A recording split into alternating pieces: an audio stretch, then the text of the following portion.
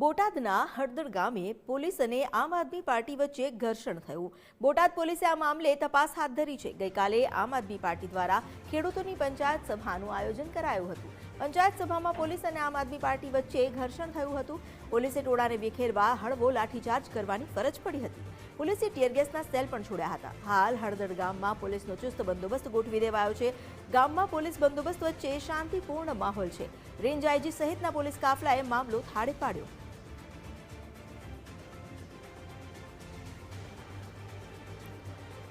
પોલીસે ટોળાને વિખેરવા હળવો લાઠીચાર્જ કર્યો હતો અને તેની સાથે સાથે ટીયર ગેસના સેલ પણ છોડવા પડ્યા હતા। જો કે ત્યારબાદ પોલીસે સક્રિય રીતે આ મામલાને શાંત કર્યો।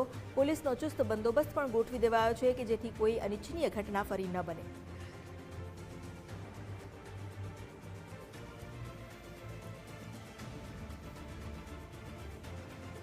રેન્જ આઈજી સહિતનો પોલીસ કાફલો જે ઘટના સ્થળે દોડી આવ્યો। ગઈકાલની આ ઘટના છે જ્યારે આમ આદમી પાર્ટીએ ખેડૂતોની પંચાયત સભાનું આયોજન કર્યું હતું। જો કે આ સભામાં પોલીસ અને આમ આદમી પાર્ટીના કાર્યકર્તાઓ વચ્ચે ઘર્ષણ સર્જાયું। ઘર્ષણ એ હદે હિંસક બન્યું કે પોલીસ પર પથ્થરમારો કરવામાં આવ્યો। કેટલાક પોલીસકર્મી ઇજાગ્રસ્તો પણ થયા છે અને તેની સાથે સાથે જ્યારે મામલો બિચકવા લાગ્યો તો પોલીસે પણ હળવો લાઠીચાર્જ કરવો પડ્યો અને ટીયર ગેસના સેલ છોડી ટોળાને નિયંત્રણમાં લેવાના પ્રયાસ કરવામાં આવ્યા। हमारी साथे जोड़ाया है संवाददाता कृणाल बारड। कृणाल, पोलीसनो बंदोबस्त गाममां गोठवी देवामां आव्यो छे, हाल शुं स्थिति? बिल्कुल अमिता, जो बात करिए तो जे प्रमाणे गई काले बोटादना हळदर गामे जे प्रमाणे महापंचायत जे सभाનું आयोजन થયું હતું તે સભામાં તે દરમિયાન કાકડી ચાળો થતા ચોક્કસથી પોલીસ અને ગ્રામજનો વચ્ચે કહી શકાય કે જે ઘર્ષણ થયું હતું। આ એ સ્થળ ઉપર અત્યારે ગુજરાત ફર્સ્ટની ટીમ પહોંચી છે।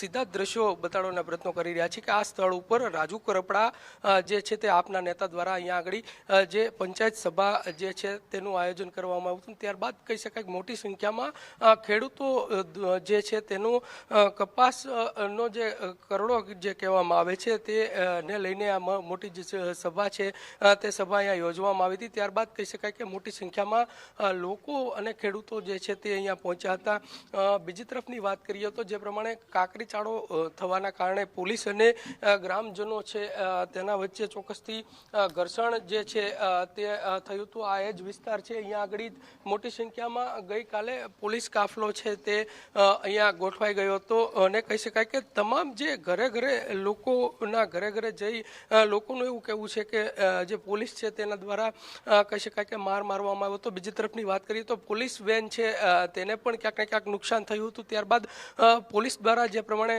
લાઠીચાર્જ છે તે અહીંયા કરવામાં આવ્યો હતો ને કહી શકાય કે ટીયર ગેસના જે સેલ છે તે સેલ પણ અહીંયા છોડવામાં આવ્યા હતા। એટલે કે અંદર જોઈએ તો અત્યારની પરિસ્થિતિની વાત કરીએ તો હાલ અત્યારે પરિસ્થિતિ જે છે અમિતા તે આ ગામમાં સામાન્ય જોવા મળી રહી છે। રાબેતા મુજબ જે છે તે ગામમાં શાંતિપૂર્ણ માહોલ રીતના કહી શકાય કે લોકો જે છે તે પોતાનું કામ તરફ વળગ્યા છે।